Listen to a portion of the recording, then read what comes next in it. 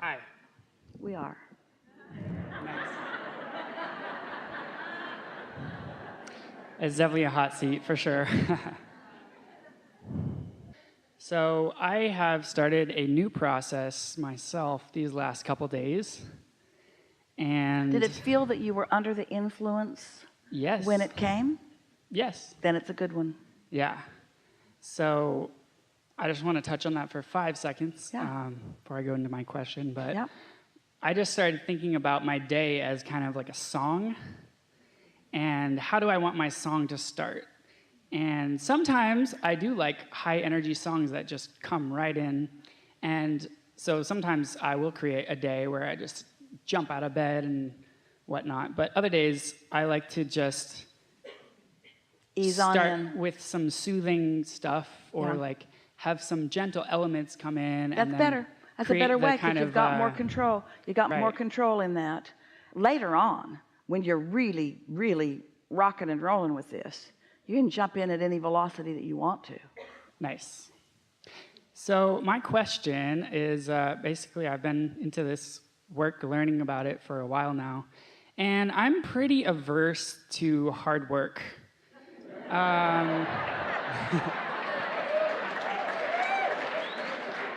Well, we understand why. There's so much resistance in effort. There's no resistance in flow. And a lot of work gets done with flow. When there's leverage involved and universal sources and energy flowing, then you can just be a happy pointer. But if you're doing the heavy lifting, it's hard to stay satisfied. So we think you're on the right track. And even though others think you're lazy, they don't know or matter. Yeah, so here's where the rubber meets the road. Oh, there's And resistance when that happens. There is, but here's the thing. But it's a good thing because that resistance when the rubber hits the road keeps you from flying off in the bushes. If the rubber wasn't meeting the road with a certain amount of resistance, you'd have no control of your vehicle. So it's learning to manage the resistance. It's a matter of managing to be in this world and in control. Yes? Yeah. And so I know all these processes you've given us, and I read Ask and It Is Given, and I have the emotional guidance scale printed out on my wall. And the thing is, it almost feels like trying to reach for that satisfaction or trying to find the feeling of relief. That process itself almost feels like hard work to me. Well, let's talk about this because you're absolutely right. We're going to start with pointing out an important differentiation between the feeling of relief and the feeling of satisfaction. If you look back in your book, you'll notice that in those 22 processes at the back of that book, we indicated if you're feeling these emotions, this might be a good process to help you release some resistance and get some relief. Because if you're feeling really depressed or really vulnerable, then revenge is an improvement. There's relief in revenge. Wouldn't you rather be really, really angry than depressed? There's more leverage in that. You're moving up the emotional scale. But relief still holds enough resistance that just finding some relief, often if you're not steady in looking for more relief and more relief and more relief, you'll just sort of stall out in revenge, and you could stay there a long time. You know people like that. Or stall out in anger, and you know people like that. So focus with us for just a moment and feel the difference between relief, which no doubt is an improved emotion, and satisfaction, which is so different in feeling. But we want you to understand it conceptually. In relief, there's still resistance, so your control is harder. In satisfaction, there's no resistance, and so law of attraction will do the heavy lifting. In relief, you still got to focus. In satisfaction, your inner being will do the heavy lifting. Can you feel the difference? It's subtle, but it's so important to understand. Helpful? Yes. Sometimes whatever happens, circumstance come around, or I'm possibly just too conditional with how I respond to life, but sometimes I end up in these lower vibrations, and I want to get out of there. That's the reason that we wrote that book, because for most of you, when you are consciously aware, when you find yourself in one of those lower vibrations that doesn't feel so good, you usually want to do something about it now. You don't want to go get a good night's sleep in the middle of your work day. You don't want to go sleep and therefore stop the momentum. And in many cases, you don't even want to meditate and quiet your mind and stop resistance and allow your vibration to rise. And it's because most of you are rather action oriented, and you feel that there's a certain amount of satisfaction in just sort of making your way up the emotional scale. These days, and it was in that book too, but these days we're emphasizing it in a stronger way. We're much more advocating that you get out ahead of it and create an atmosphere that keeps you from having to do the heavy lifting than find yourself in a situation where you have to do the heavy lifting, which is probably going to lead you to exhaustion and self-examination and self-degradation. In other words, this is harder than it's supposed to be. What am I doing wrong? It really is easier to just give yourself a break, go with the flow with whatever you got going on, and then get another easier run at it the next day. And as you begin playing this game, you'll all acknowledge this. As you sit in this room or some room and you listen to us or someone like us, and we are very confident about what we are saying, maybe even influential about it, and we might be able to sweep you up in the enthusiasm of what we know about the laws of the universe and about who you are and about your relationship with who you are, and it all sounds really good until you consciously acknowledge where you are in terms of your vibration and deliberately do something about it, like meditate and allow your vibration to rise, and then acknowledge that you're in the receiving mode and under the influence, and in the refreshing mode and under the influence, and receive an impulse or a thought that just sounds so good to you, and you follow it, and then you see the immediate payoff from it. Until you have actually been in your own driver's seat and had these experiences, these are just opinions from somebody else again. Just another bunch of opinions. One thing we'll say about our opinions, there's not a shred of contradiction in any of them. You won't find any holes or speed bumps because they are law-based. But we get that it's not easy to be in a physical world where you're being observed by a lot of people who have opinions about you, people who are offering their vibrational or nonverbal or maybe even verbal opinions. It's not the easiest thing in the world to keep yourself focused, and it is a nice thing that you get to start over as many times in a day as you want to through meditation or change of subject, or at least once a day. But if you can just take away from this conversation that your best work is in creating an atmosphere that hooks you up. It's like you don't want to vacuum your living room with a vacuum that's not plugged in. And you can go through all the motions and you can make marks all over the thing, but if it's not plugged in, it's not satisfying.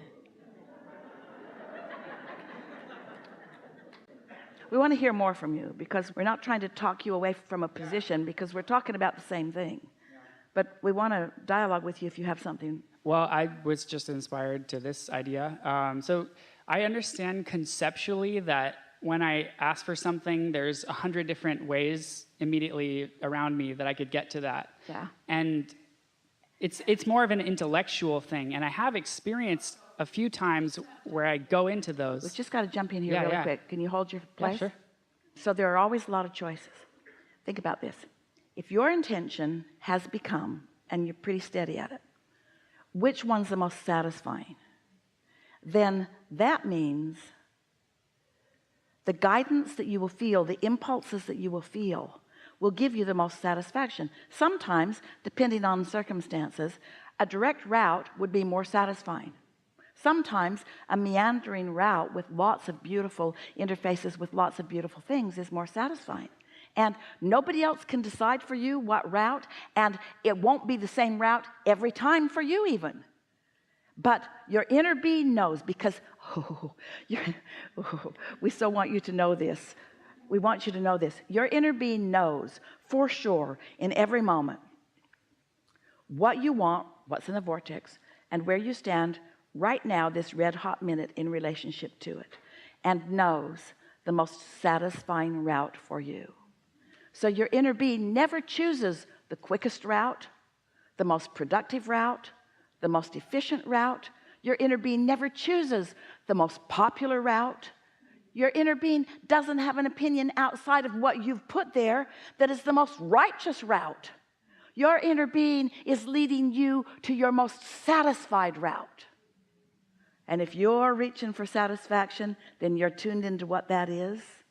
And sometimes you'll hear yourself thinking or saying to others, you know, I meant to go that way, but I sort of accidentally went that way, and then I met up with this, and wow, under the influence.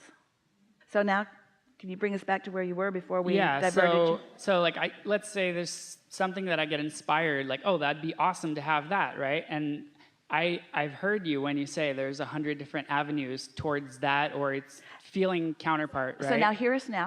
100 different avenues in varying degrees of satisfaction. 100 different routes in varying degrees of satisfaction. What do you choose? Most satisfying, please. But I don't know what it is. We do. Cool.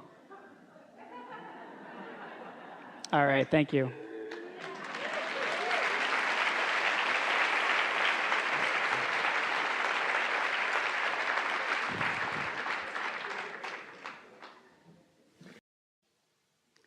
And are you refreshed? Good. Now what? You're all stirred up. I want to tell you a story of something that just happened. Really, really short. And then we'd like to talk with any of you about some things where you know you've got some stronger momentum going, that you want to sort of find an easy path to clarity about, so that it's not quite so conceptual and a little more practical, so that you've got some things going on. So just now Esther was wandering around in what she calls the belly of the whale, the inner sanctum of the hotel. And she came around a corner, and there was a whiteboard that instructions had been written on, and things that managers are asking of others. And the biggest letters on the board said, "Thank you for the hard work." And Esther thought, sweet, but wrong. And then as she pondered a little bit, she wanted to say, if I were writing on a whiteboard where people that are helping me co-create were reading, I would like to say, thank you for your alignment. Thank you for your inspiration. Thank you for your ease and flow. Thank you for making your job look easy. Thank you for being light and easy to be around. Thank you for your intuitive timing. Thank you for being willing to experience some of the contrasts that gives us better ideas and makes us have more fun. Can you feel the subtle difference? Nice, isn't it? So, oh, lots of trouble in this room. We could pick just about anybody. Hi. It's great being here. The lessons, the teachings have changed my life. I have a great, beautiful, expansive life. I'm blessed. I love that you talked about practical.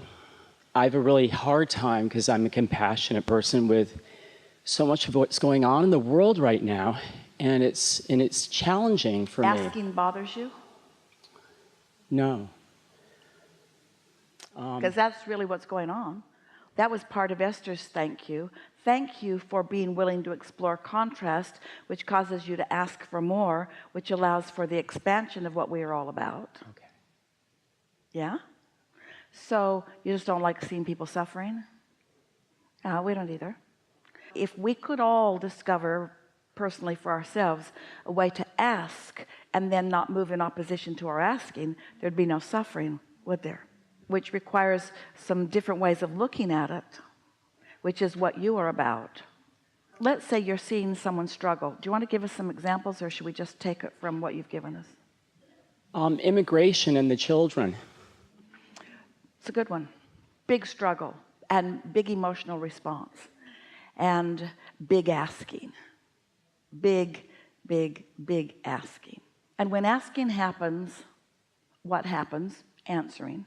If you can step back from it and not feel it quite so up close and personal, and accept that there's an asking and an answering, and then your question for yourself becomes, how can I be an influencer for the receiving of the answer? How can I be one who influences the solution rather than the problem?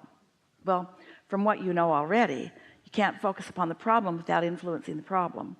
And the problem has been influenced to quite a big damn crescendo, hasn't it? Isn't it about the biggest crescendo that you want? Does it need to be a bigger crescendo? Then let's not focus on the problem anymore. Okay. It's crescendoed out. It's been asked with a big loud voice. The asking is there, and the answer is proportionate to the asking. It's been asked and it's been given. So how we, meaning you guys, gonna get into a place of influencing or inspiring or being part of the solution? How are you going to do it? Well, first of all, you can't even get close to that without feeling satisfaction rather than dissatisfaction. So you got to find some way of getting your eye off the problem, because we just acknowledged we don't need to create a bigger problem. The problem is big enough now that it's ready for a solution. It's a big asking, ripe for the plucking. And you know, it doesn't take that many who are in vibrational alignment with source energy to be the jet stream on which the solution rides in on. You sort of get what we're talking about? And the thing that will really help you is that you don't have to get those that you think are the perpetuators of the problem to find mutuality with you. You don't have to get them to understand anything, because their inner being already has mutuality with them. Everyone who's being affected's inner being already has mutuality with the solution. All you have to do is just lean a little more in the direction of what you want, of the solution that you're seeking, so that you're like this satellite dish that's tuned in, tapped in, turned on, and beaming the signal forward. That's that jet stream that we were talking about. And then things start shifting and moving. In fact, they already have. They already have. And the thing that you have to figure out is how you can be a vibrational, emotional, satisfied person without the evidence of it all changing already. Don't need to see it before you believe it. Believe it. Believe it. And why? Because it's been asked and it's been given. Don't ask yourself the question, what's in the way, or why did it take so long, or what were they thinking, or why would anybody be like that? Don't ask those questions, because those questions will only make you be more like everyone else who is suffering, and you won't be part of the solution, and you won't be the jet stream on which the well-being flows in. Thank you.